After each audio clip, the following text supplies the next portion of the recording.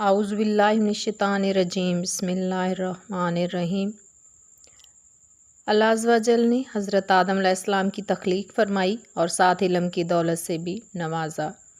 जब फ़रिश्ते अशिया के नाम बतला सके और हज़रत आदम अलैहिस्सलाम ने नाम भी बता दिए और साथ साथ इन अशिया के औसाफ भी बयान कर दिए, तो अल्लाह अज़्ज़ व जल ने इरशाद फ़रमाया, वइज़कुलना लिलमलाइकाति इसजुदू लिआदमा फसजदू इल्ला इब्लीस।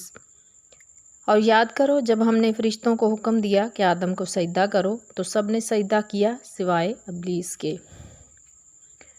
रब ताला ने फिर इरशाद फरमाया, काला फ़खरुज मिन्हा फ़इन्नका रजीम व इन्ना अलैका लानता इला यौमिद्दीन। फरमाया तू जन्नत से निकल जा कि तू मरदूद है और बेशक क़यामत तक तुझ पर लानत है। शैतान लईन अल्लाह अज़्ज़ व जल की नाफरमानी की वजह से लानत का मुस्तहिक हुआ। लम्हा फ़िक्रिया अल्लाह अज़्ज़ व जल की नाफरमानी करते हुए शैतान लईन ने एक सजदा हज़रत आदम अलैहिस्सलाम को, जो कि उसकी मखलूक में से हैं, को ना किया, जन्नत से निकाला गया और दायमी लानत का मुस्तहिक हुआ।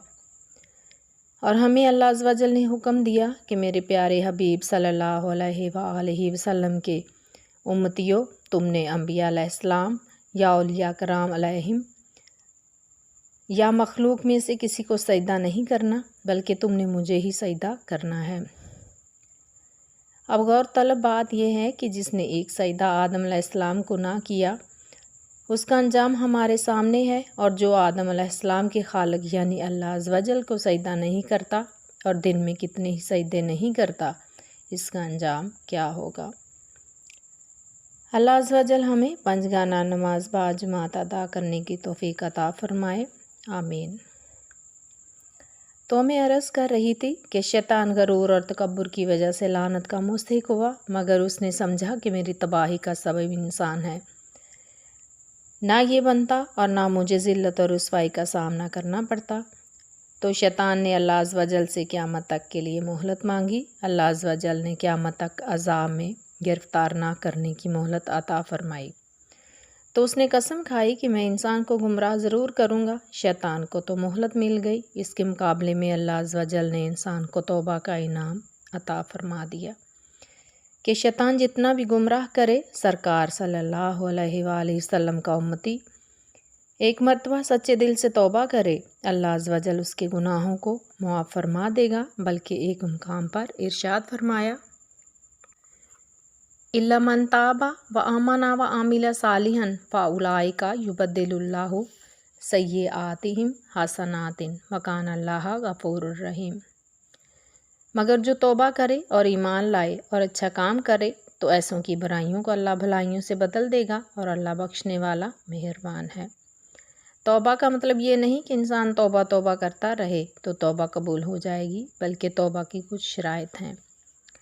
इमाम गज़ाली अलैहि रहमत कीमियाए सादत में इरशाद फरमाते हैं कि तौबा की 3 शराइत हैं। नंबर 1 इकरार जुर्म करना, नंबर 2 एहसास नदामत, नंबर 3 आइंदा गुनाह ना करने का पुख्ता इरादा करना।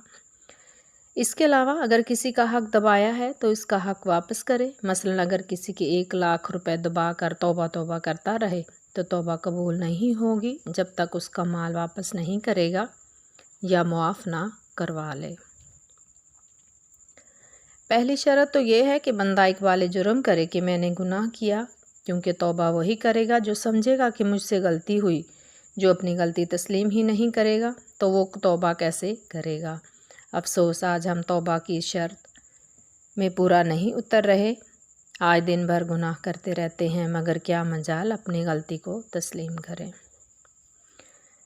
मुसलमान के लिए सबसे अफजल दर्जा तो ये है कि गुनाह के करीब भी ना जाए। जैसे अल्लाह अज़्ज़ व जल इरशाद फरमाता है, वला तक़रबुल फ़वाहिशा मा ज़ाहरा मिन्हा व मा बातना, और बेहयाइयों के पास ना जाओ जो इनमें खुली हैं और जो छुपी।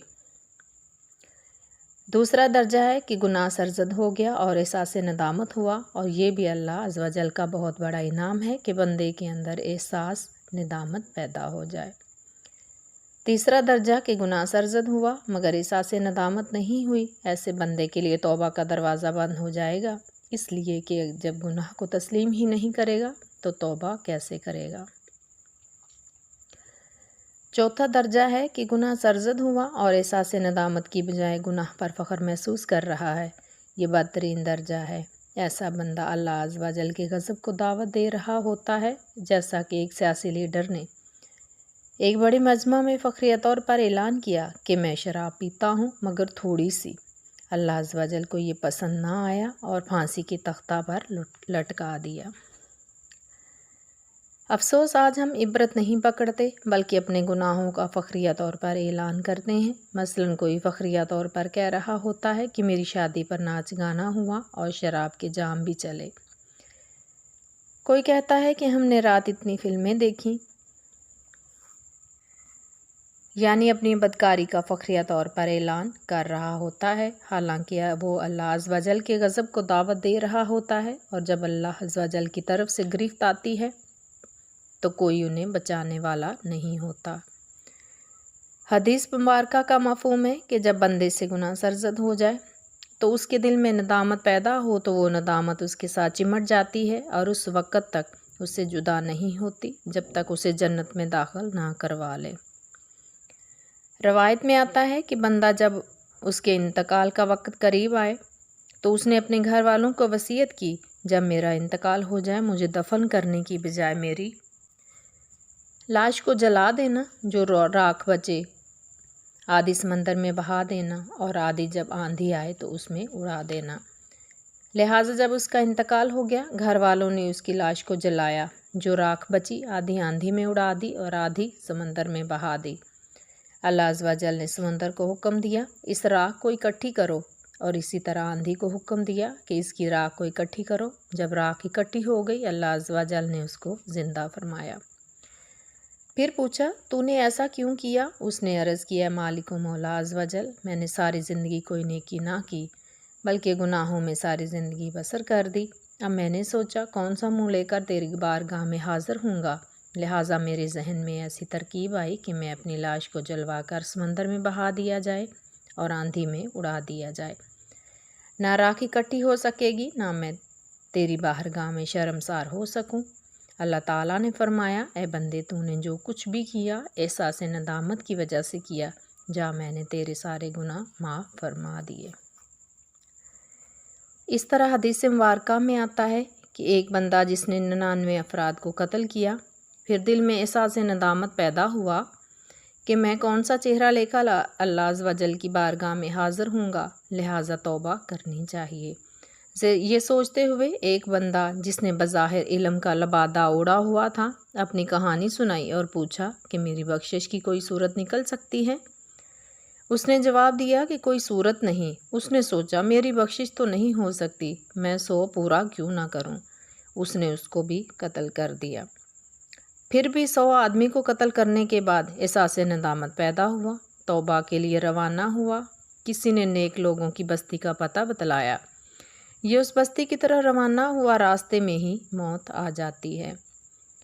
اب دوزخ کے فرشتے بھی آ جاتے ہیں اور جنت کے فرشتے بھی۔ دوزخ کے فرشتے کہتے ہیں کہ اس نے 100 افراد قتل کیے ہیں، لہٰذا اس کو دوزخ میں لے کر جائیں گے۔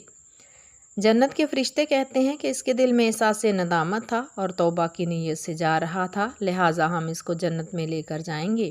اللہ عز و جل نے ارشاد فرمایا کہ پیمائش کرو، اگر یہ گھر کے قریب ہے تو دوزخ میں لے جاؤ، اگر نیک بندوں کی بستی کے قریب ہیں تو جنت میں لے جاؤ۔ ادھر زمین کو حکم ہوا کہ تو سکڑ جا تاکہ گھر دور ہو جائے اور نیک لوگوں کی بستی قریب ہو جائے۔ اس طرح 100 بندے کا قاتل جنتی ہو گیا۔ حدیث مبارکہ میں ہے کہ خوف خدا عز و جل اور ندامت سے نکلا ہوا آنسو اللہ عز و جل کی بارگاہ میں اس قدر اہمیت کا حامل ہے کہ ارشاد ہوتا ہے کہ جس کی آنکھ سے ندامت کی وجہ سے ایک آنسو نکل آئے اللہ عز و جل اس کی آنکھ پر دوزخ کی آگ کو حرام کر دیتا ہے۔ انیس الوازین میں حدیث پارک نقل ہے کہ قیامت کے روز دوزخ میں سے ایک بہت بڑا شعلہ نکلے گا اور سرکار صلی اللہ علیہ وآلہ وسلم کی امتیوں کی طرف رخ کرے گا۔ نبی پاک صلی اللہ علیہ وآلہ وسلم یہ منظر دیکھ کر پریشان ہو جائیں گے۔ اتنے میں جبریل امین علیہ السلام ایک پانی سے بھرا پیالہ پیش کریں گے اور عرض کریں گے، یا رسول اللہ صلی اللہ علیہ وآلہ وسلم اس پیالے میں سے ایک چلو بھر کر اس شعلے پر ڈال دیں۔ نبی پاک صلی اللہ علیہ وآلہ وسلم ایک چلو بھر کر پانی اس شعلے میں ڈالیں گے تو اتنا بڑا شعلہ پانی کے ایک چلو سے ٹھنڈا ہو جائے گا۔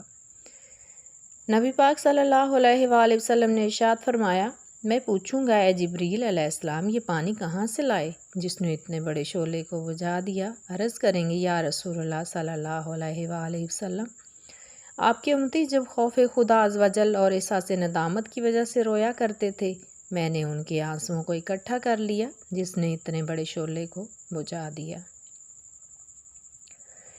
احساس ندامت اسی وقت پیدا ہوتا ہے جب خوف خدا ہوگا۔ ایک طرف قبر کا ہولناک گڑھا، پھر اس کی تاریکی اور تنہائی، پھر بدکاریوں کی سزا کے لیے سانپ اور بچھو، مزید قیامت کی ہولناک گرمی، پھر دوزخ کا عذاب جب پیش نظر ہوگا تو خود بخود ندامت کے آنسو گریں گے۔ جب بندہ اقبال جرم کر لیتا ہے اور دل میں ندامت بھی پیدا ہو جائے اور یہ بھی پتہ چل جائے کہ اللہ عز و جل تیرے اس عمل سے سخت ناراض ہے، تو پھر توبہ کرے اور آئندہ گناہ نہ کرنے کا پختہ عہد کرے۔ ایسا نہ ہو کہ چلو اب توبہ کر لو، پھر گناہ کر کے توبہ کر لیں گے، اس لیے کہ توبہ کی امید پر گناہ کرنا بڑی نادانی ہے۔ کیا تجھے پتہ نہیں کہ توبہ کرنے کا موقع ملے یا نہ ملے، یعنی گناہ کرتے ہی موت واقع ہو جائے تو کیا بنے گا؟ بلکہ بندہ یہ سمجھے کہ جلتی ہوئی سگریٹ پر ننگا پاؤں آ جائے تو ایک دم اچھل پڑتا ہے، یعنی سگریٹ کی آگ جو کہ دنیا کی گرم ترین آگ کی قسموں میں ہلکی سی آگ ہے، اگر میرا بدن پر آگ برداشت نہیں کر پاتا تو دوزخ کی آگ جو کہ دنیا کی گرم ترین آگ سے 59 گنا زیادہ گرم ہے، میرا بدن اس کو کیسے برداشت کرے گا؟ علماء کرام ارشاد فرماتے ہیں کہ گناہوں سے ایسی سچی توبہ کر لے جس طرح بھینس کے تھنوں سے دودھ نکل آئے تو دوبارہ داخل ہونا ناممکن ہوتا ہے، بالکل بندے کے گناہوں کے سمندر سے نکل کر دوبارہ گناہوں میں داخل ہونا ایسے ہی ناممکن ہو جائے۔ اس طرح قرآن مجید فرقان حمید میں اللہ عز و جل ارشاد فرماتا ہے، یا ایھا الذین آمنوا توبوا الی اللہ توبۃ نصوحا، اے ایمان والو اللہ کی طرف ایسی توبہ کرو جو آگے کو نصیحت ہو جائے۔